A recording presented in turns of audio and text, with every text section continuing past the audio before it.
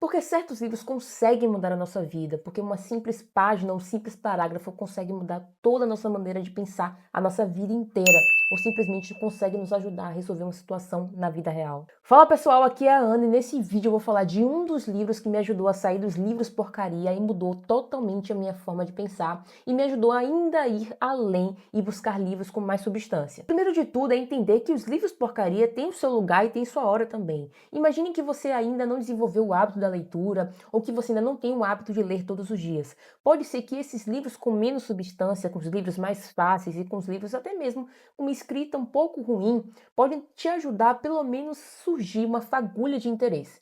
E a partir desses livros, é claro que você precisa primeiro saber que esses livros têm os seus limites e têm os seus porquês e começar a procurar então uma literatura com substância, uma literatura que vá de fato nutrir a sua inteligência e, é claro, o seu intelecto. Isso ocorre porque os livros porcaria não são os livros ideais para manter o seu imaginário e a sua inteligência em dia. São livros que vão te dar, de fato, ali uma historinha legal, um friozinho na barriga, mas vai ser só isso. Assim que você terminar de ler, você nem vai lembrar do que você está lendo. Um exemplo disso é o livro da Colleen Hoover, É Assim que Acaba, que simplesmente é a história, assim, uma história muito importante, porque fala de uma violência, que fala realmente de traumas, mas escrito de uma forma muito porcaria e uma forma horrível, diga-se de passagem. Mas então, qual foi um desses livros que me ajudou a sair dessa listinha de porcarias e nada mais e nada menos do que A Revolução dos Bichos? Provavelmente você deve conhecer lá da época da escola, mas esse livro vai muito mais do que um item de listinha de leitura escolar. A Revolução dos Bichos é uma fábula escrita por George Orwell que se passa em uma fazenda onde os animais, cansados de serem explorados pelo fazendeiro Sr. Jones, se revoltam e tomam o controle. Liderada pelos porcos, especialmente Napoleão e Bola de Neve, eles estabelecem uma nova ordem baseada nos princípios de igualdade, onde todos os animais deveriam ser iguais e livres. No início, a revolução parecia um sucesso, com todos os animais trabalhando juntos para o bem comum. No entanto, aos poucos, os porcos começam a assumir o controle e a corromper os ideais da revolução. Napoleão expulsa Bola de Neve e se torna o líder absoluto, utilizando táticas de medo, manipulação e propaganda para manter o poder. As promessas de igualdade se dissolvem e os porcos começam a se comportar cada vez mais como os humanos que eles substituíram até que, ao final, não se pode mais distinguir entre porcos e homens. A história termina com os animais comuns percebendo que, apesar da revolução, nada realmente mudou para eles. Enquanto os porcos desfrutam dos mesmos privilégios que os antigos opressores, a fábula serve como uma crítica às revoluções traídas por seus líderes e à corrupção do poder. Cada vez que eu releio esse livro, a minha leitura e o meu entendimento se torna cada vez mais rico. Isso porque, por exemplo, quando eu descobri que George Orwell, ou Eric Arthur Blair, ele tinha frequentado a Polícia Imperial indiana da Birmânia e também participado da Guerra Civil Espanhola, tornou claro por que ele se opunha tanto aos regimes totalitaristas ao mesmo tempo que apoiava o socialismo democrático.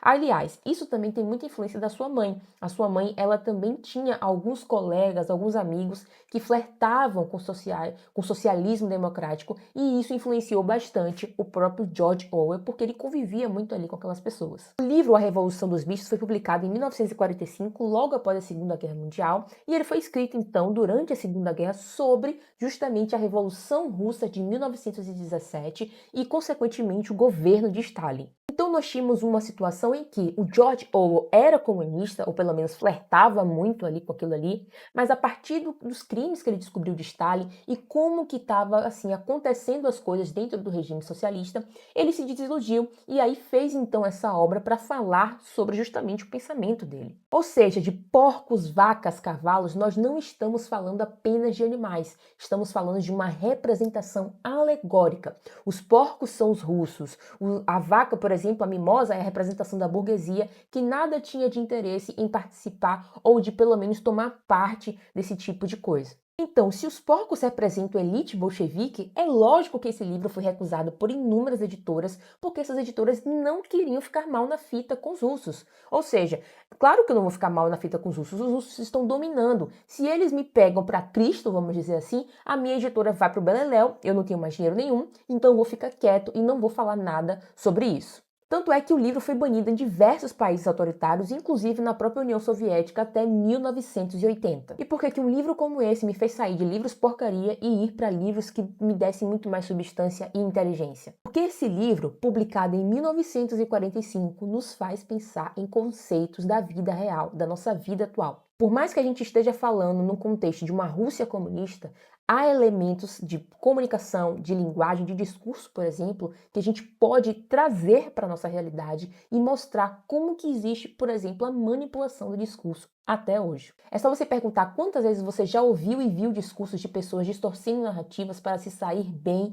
e a outra pessoa se sair mal, para que ela seja o herói e aquela pessoa, o antagônico, seja então o vilão. E quantas vezes você já ouviu discursos de igualdade quando aquela mesma pessoa beneficia a sua própria família em detrimento das outras pessoas que merecem estar naquele lugar? No livro A Revolução dos Bichos, do George Orwell, explora como a linguagem como a oratória são utilizadas como ferramenta de manipulação e de poder. Um exemplo disso, nós temos o apelo pela emoção. O velho major, já no início do livro, quando ele está meio que prestes a morrer, ele desperta sentimentos como injustiça e esperança.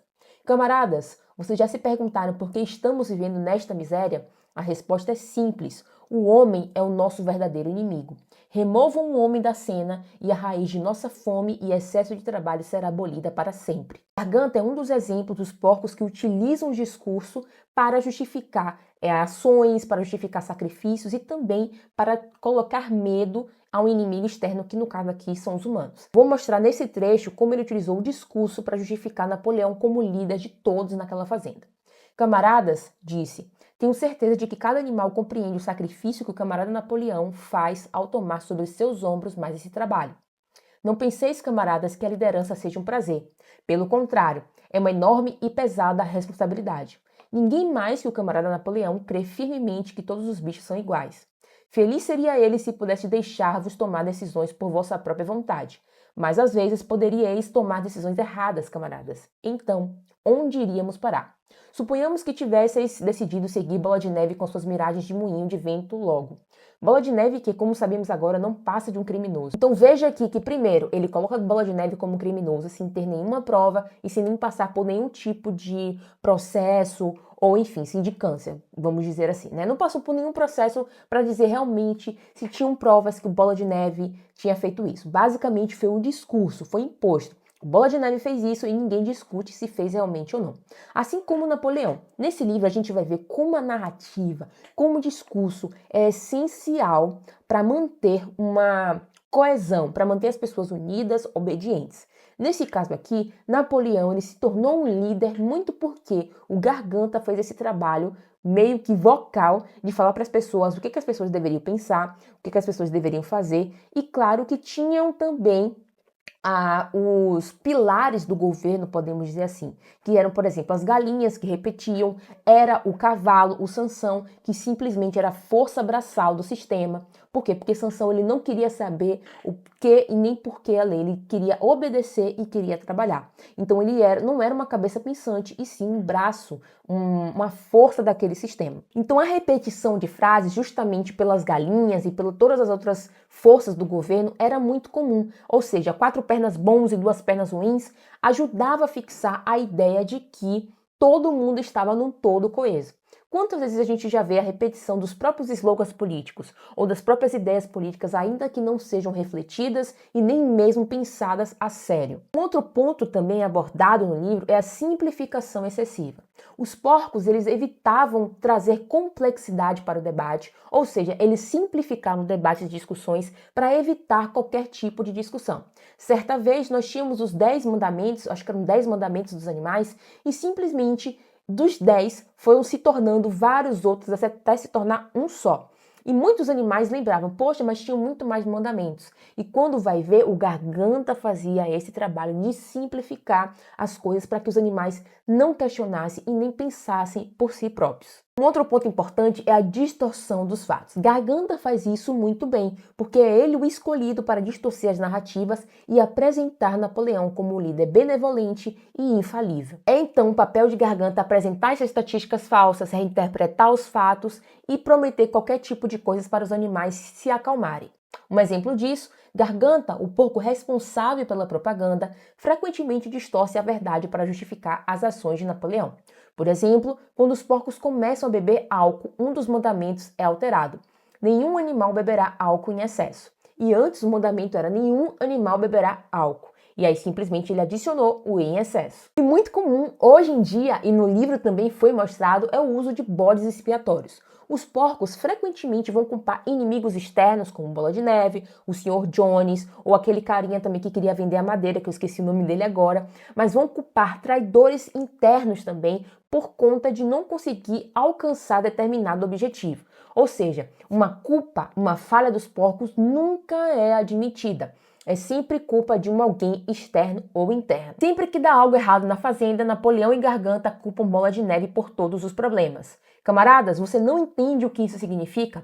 Agora sabemos, foi tudo obra de Bola de Neve. Outro ponto interessante é o apelo à autoridade. Veja que os porcos eles vão se apresentar como superiores intelectualmente. E por serem superiores, eles vão comer mais, eles vão dormir na casa grande, eles vão comer maçã, eles vão comer leite, enquanto os outros animais vão continuar, assim como era com o Sr. Jones, relegados a comer as migalhas, a fazer os mesmos trabalhos braçais, enquanto os porcos lidam com as coisas mais importantes, com a área pensante e principalmente eles se fazem como humanos. Veja que com o único aspecto, no caso, linguagem e discurso, eu consegui explorar todas essas coisas que eu falei para você. E isso foi o que me marcou no livro. Quando eu vi isso sobre discurso e linguagem, que é justamente o que eu estava estudando, que era justamente o que eu estava estudando na Faculdade de Letras, me marcou. Porque veja, a gente tem tantas narrativas, tantas linguagens, não só na televisão com propaganda política, com horário político, mas tantas narrativas e tantas coisas como discurso na internet, que a gente precisa ter o nosso próprio pensamento crítico. A gente precisa saber o que a gente consegue ver como realidade e o que não passa de mentira ou de fatos distorcidos. Para que eu vou fazer isso? Logicamente, para você não ser enganado. E como que você vai fazer isso? Lendo livros e refletindo sobre eles. E é exatamente o que eu faço no Clube Leia Mais. No Clube Leia Mais é o lugar onde você vai descobrir o poder dos livros. E é ridiculamente barato, porque por apenas R$19,90 você leva um cronograma para você saber quantas páginas você tem que ler para você participar da aula ao vivo, já tendo terminado o livro. Você também recebe materiais extras para descobrir a vida do autor, o contexto e todos os pormenores para você entender todo e qualquer livro e, é claro, entender a dinâmica também da narrativa. Assim que você entra, você também recebe um acesso exclusivo ao grupo de discussão e você é livre para poder falar o que quiser lá sobre literatura, leitura, sobre dica de leitura. E, é claro, também tem direito à aula ao vivo. Ao final de cada mês, a gente vai discutir o livro ao vivo. E não é só isso. Quando você assina, você não tem direito só ao livro do mês. Por um exemplo, em setembro nós vamos ler A Sombra do Vento. Mas assim que você assina, você tem acesso a Dom Casmurro, A Revolução dos Michos e A Dona Flor e Seus Dois Maridos, que são os livros que nós já lemos lá no clube. Para você conhecer mais, é só clicar aqui no primeiro link da descrição. Por hoje é só e eu te vejo no próximo vídeo.